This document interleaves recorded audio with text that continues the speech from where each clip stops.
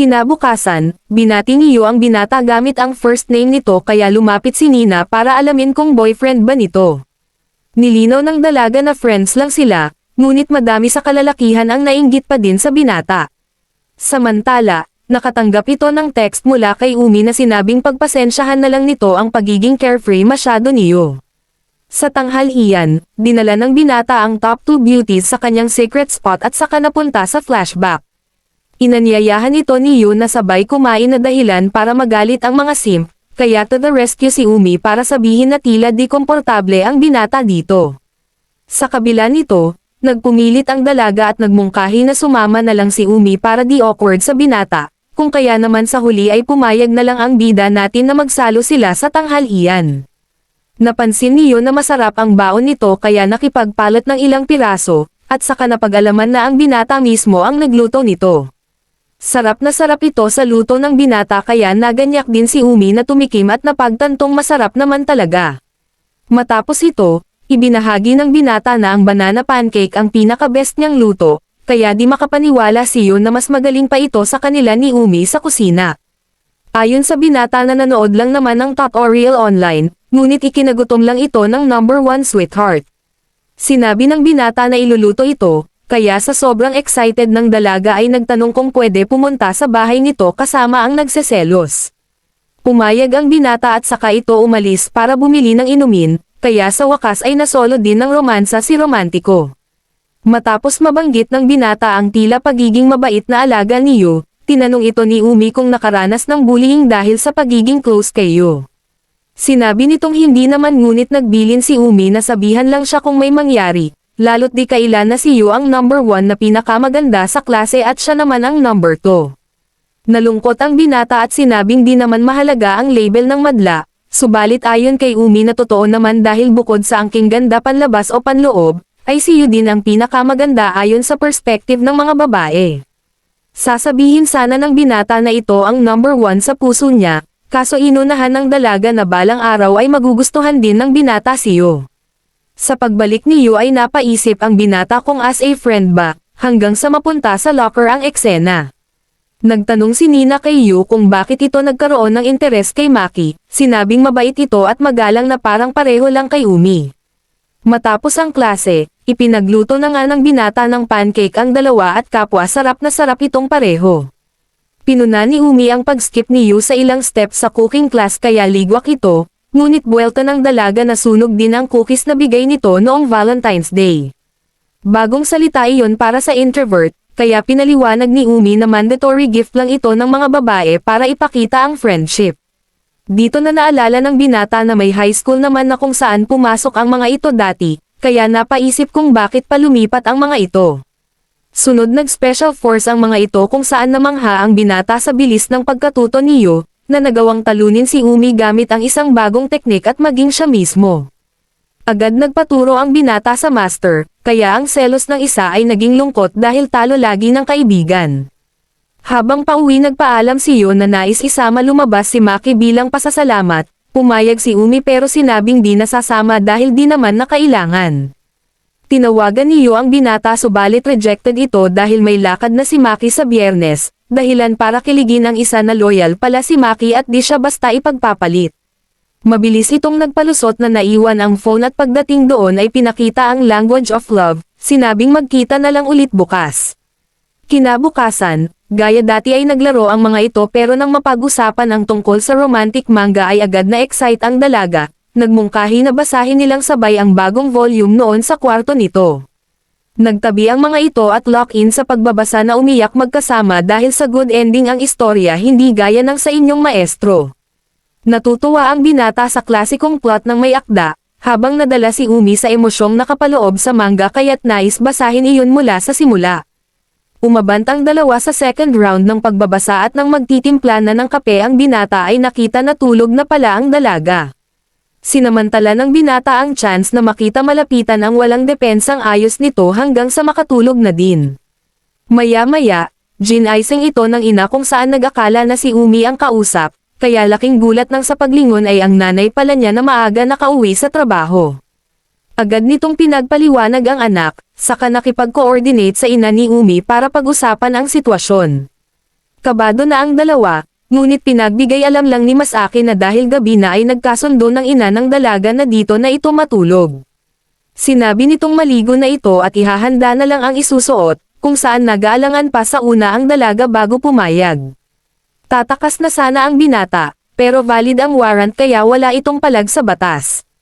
Matapos marinig ang kwento, dito palang naintindihan ni Masaki kung bakit bumanggo ang paligid, saka tinanong ang anak kung kailan pa na sinabing 2 buwan na, pero di pa naman nagkikilitian gaya ni Amane at Mahiro ng Angel Next Door. Naniniwala si Masaki na puro ang intensyon ng anak, subalit nagpaalala na dalaga pa din si Umi kaya mas maging maingat. Pagkatapos nito, absuelto ang binata kaya hinintay ang dalaga, at sa pagbabalik nito ay nagulat na suot ang shirt dahil di kasya ang pajama ng ina.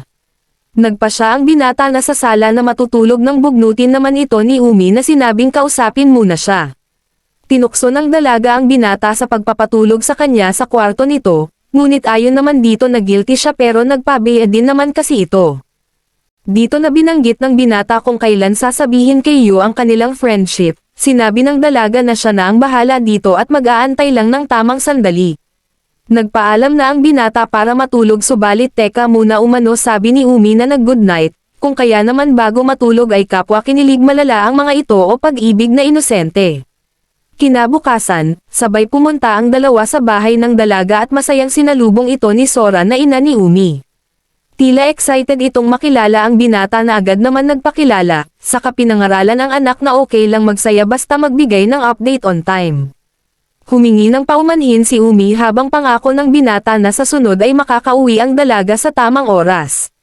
Nang bigla, nag-switch mode ang ina ng dalaga sa isang martes na tinanong ang binata kung paano nakilala ang anak.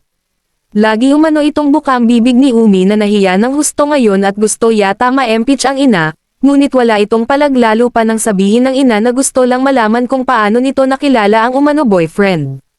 Umalis si Umi sa hiya at inalok ang binata ng mansanas, ngunit nagresulta para bamanat ang ina na ang sweet naman nito para ipagbalat ang binata. Nakiusap si Sora sa binata na patuloy maging kaibigan ng anak dahil sweet naman ito kahit makulit, bagay na pinanggako nito kaya bamanat ulit si Sora na mag-sleepover din dito upang mas makilala pa ng mahusay. Lito di taranta sinabi ni Umi na may permiso ang binata na itahi ang bibig ng ina, ngunit nagresulta ito para tawagan siya ng foul ng ina kaya asar talo sa huli. Sa eskwelahan, oras na para pumili ng kinatawan para sa paparating na palakasan at si Maki ang napili para sa lalaki. Pinagtawanan nito ng kalalakihan at sinabing magiging babysitter lang nito ang kinatawan sa babae. Nagresulta para magalit ng husto si Umi at maging sininan na kahit di ganon ka-close ang binata. Nagsimulang bumunot ang kababaihan na toxic nagko-comment na buti na lang umano at di sila ang napili, dahilan para mag-step up na si Yu at tanungin ang buong klase kung bakit galit ang mga ito kay Maki. Natahimik ang silid sunod tinanong ni Yu ang guro kung pwedeng siya na ang maging kinatawan sa babae. Pumayag naman ito ngunit biglang sinabi ni Umi na siya ang nakabunot para maging kinatawan. Nagpumilit si Yu kaya nakatikim ito kay Umi, sinabing maganda ang intensyon nito kanina ngunit samobra din. Dahil guilty ay humingi ang dalaga ng paumanhin sa lahat at pati sa binata, habang dineklara ni Umi na sila na ni Maki ang magiging kinatawan. Sunod nagpulong ang mga kinatawan at pinuri ng binata si Umi sa pagpapakalma sa lahat kanina. Ngunit ayon dito na si Yu ang MVP dahil walang takot itong tumindig para ipagtanggol ang mga api. Mas prioridad nga raw niya ang walang gulo kaya di kayang gawin yun, sunod dumating ang Student Council President para simulan ang pulong. Sa gitna nito, nakita ng binata na tila malungkot ang dalaga kaya nangako sa sarili na gagawin ang best bilang kinatawan. Maya-maya, pinasalamatan ni Yu si Umi sa pagpakalma kanina ngunit sinabi nitong siya ang dapat magpasalamat. Subalit sa halip na aminin na dahil sa pagprotekta sa binata ay sinabing ayaw lang magkagulo ang lahat. Dahil dito, naalala ni Yu ang mga panahong si Umi ang nagsilbing tagapagtanggol sa oras ng kawalan.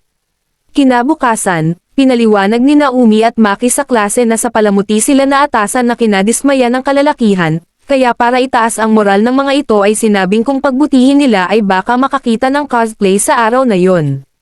Nilinaw nito na sina Yu at Nina lang kaya umalma ang dalawa, subalit ayon sa dalaga na producer ang role niya dito.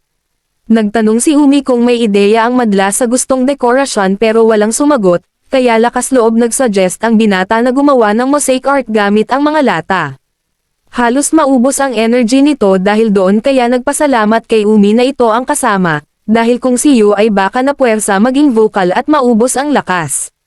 Inabot ni Umi ang papel sa bunutan at binunyag na hindi naman talaga siya ang nakabunot, ngunit sa halip magtaka ay nagpasalamat ang binata na prinotektahan sila nito ni Yu.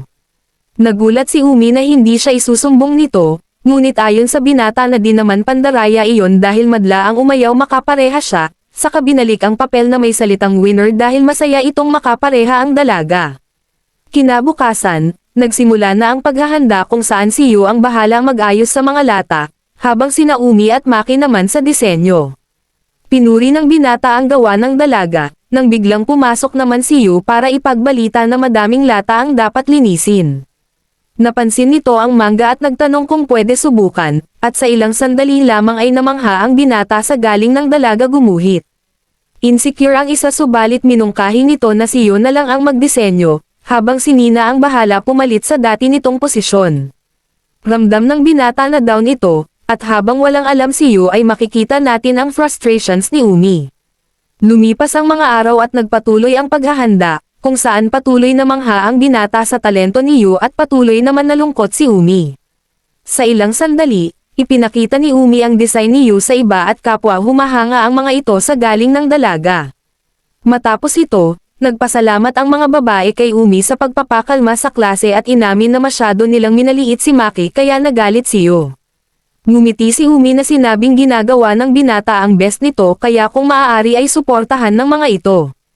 Kasunod nito ay nakatanggap ng text si Umi sa binata, at matapos magkulitan ay sinabi ni Maki na hindi na nila kailangan magkita sa Biyernes para makapagpahinga ang dalaga. Kinagabihan ay inayos ng binata ang magiging posisyon ng lata para angkop sa disenyo, ngunit ilang sandali lang ay naramdaman na walang saya kapag wala si Umi sa tabi niya. Lakas loob nitong tinawagan ang dalaga na lumabas naman kasama si Yu. Nagpalusot na gusto magpatulong kahit ang totoo ay gusto talaga makasama ang dalaga. Ramdam ng dalaga na namiss siya nito kaya nangasar at nagpakipot, dahilan para mahiya ang binata at sinabing kung ayaw nito edi siya na lang ang gagawa. Dahil dito ay biglang bawi ang dalaga na namiss din naman ito nang biglang lumabas si Yu. Nagpalusot ang dalaga na may kailangan siyang gawin ngunit naramdaman ni Yu na may something dito. Pagdating sa bahay ng binata ay abot tenga ang ngiti ng dalaga, at habang di magets ng binata kung bakit ay sumunod pala si Yu. Pagkalipas ng ilang oras, tinanong ni Umi ang binata kung pwede magpahinga sandali na pinayagan naman ito at pwede rin umano matulog kung gusto. Tinukso ito ni Umi kung may balak gawin pero dumipensa na wala namang ginawa noon, ngunit sabi ng dalaga na okay lang dahil may permiso naman kay mas akin na si Pei ng Junjun nito pag nagkataon. Dahil dito ay dumistansya ang binata para patunayan na puro ang intensyon, nang biglang sumando si Umi sa balikat nito. Nagiinit na ang silid at may aaminin sana ang dalaga, nang biglang tumunog ang bell dahil nasa labas na pala si Yu. Agad nitong tinawag si Umi na lumabas naman sa pinagtataguan, at bago pa makapagpaliwanag ay tinanong ng binata si Yu kung kailan pa nito nalaman. Inamin ng dalaga na ramdam ang lamig nito sa samahan kamakailan at mas masaya din ito sa bahay ng binata, kaya masakit para sa kanya ang pagsisikreto ng tinuturing na best friend. Tinanong nito si Umi kung siya lang ang nag-iisip na best friend sila, kung saan natigilan ito at naalala ang masakit na nakaraan. Noon pa man ay laging nagmumukhang anino si Umi sa tabi ni Yu dahil sa kasikatan nito, na maging ang mga dating kaibigan ay pinagpalit siya sa dalaga para makipag-hangout. Sa halip magpaliwanag ay sinabi nitong hindi sasabihin ang rason at humingi ng paumanhin sa binata dahil nadamay ito. Hindi ito napigilan ni Yu na umalis mag-isa kaya napatanong sa binata kung ano ang gagawin, lalo't ngayon lang nakitang sobrang lungkot ng best friend. Sa Lunes, binasa ulit ni Maki ang chat nila ni Umi kung saan gaya sa gusto mong jowain ay left on read lang. Kaya naman, nagulat ito nang pumasok sabay ang dalawa at umakto na parang walang nangyari. Tinext ni Yu ang binata kung nakausap na si Umi at sinabing hindi pa, at ganon din sa dalaga kahit pa sinundo nito kanina gaya ng nakasanayan. Humingi naman umano ito ng paumanhin sa nangyari pero nanatiling malamig, dahilan para mabigatan ang binata dulot ng pangyayari. Naisip nito na marahil liban sa problema nila ay may iba pang pinagdadaanan ang dalaga, kaya nagdesisyon na kausapin ito para hindi masyado malubog sa kalungkutan. Tinawag nito ang dalaga para makapag-usap ng pribado at kumuha sa atensyon ng madla. Tumanggi ito sa una ngunit siniguro ni Yu at Nina na kaya na ang lahat kaya wala itong nagawa. Pagkarating sa bodega ay agad pinagalitan ni Umi ang binata sa paghayag sa friendship nila, ngunit depensa nito na kasalanan ng dalaga dahil sin lang siya kaya nag-aalala. Para kumalma ay nagmungkahi itong ayusin na lang ang mga gagamitin, hanggang sa magtanong ang dalaga kung gusto nitong pag-usapan. Tinanong ng binata kung ayos lang, sinabi ng dalaga na ayaw pa sana pero naiintindihan na komunikasyon lang ang solusyon. Inamin ng binata na gusto malaman ang lahat, pero hindi pipilitin ang dalaga kung hindi pa handang magkwento. Laking gulat ng bida natin ang yakapin ng dalaga at pag-alitan sa pagiging mabait masyado, dahil maaari umano itong abusuhin ng iba gaya ng isang kagaya niya. Lito di taranta ang binata dahil bawal din lumingon. Saka tinanong ng dalaga kung willing ito maghintay matapos ang pagdiriwang, kung gusto marinig ang buong katotohanan. Pumayag ang binata, kaya nagpasalamat si Umi at nangako na aayusin ang gusot nila niyo. Sa araw ng event, naging success ang trabaho ng lahat at maganda ang pagkakagawa ng mosaic gamit ang mga lata. Ilang sandali lang ay nagkita ulit ang romantiko at romansa sa rooftop, kung saan hiniling ng binata kung pwede hawakan ang kamay nito. Tumugon ang dalaga at nagpasalamat sa effort nitong pasayahin siya at relaxing rin umano ang sandali kasama ito. Sa kasamaang palad, putol ang sweet moment nang lumitaw na naman si Yu kasama ang mga babae sa nakaraan ni Umi. Ipinakilala ni Yu ang dalawa sa binata bilang kaibigan nila ni Umi noong elementary, ngunit itinama iyon ni Umi at sinabing hindi naman kaibigan ang tingin ng dalawa sa kanya. Mula dito, naghanda ang dalaga na ikwento ang mapait na nakaraan kina Yu at Maki.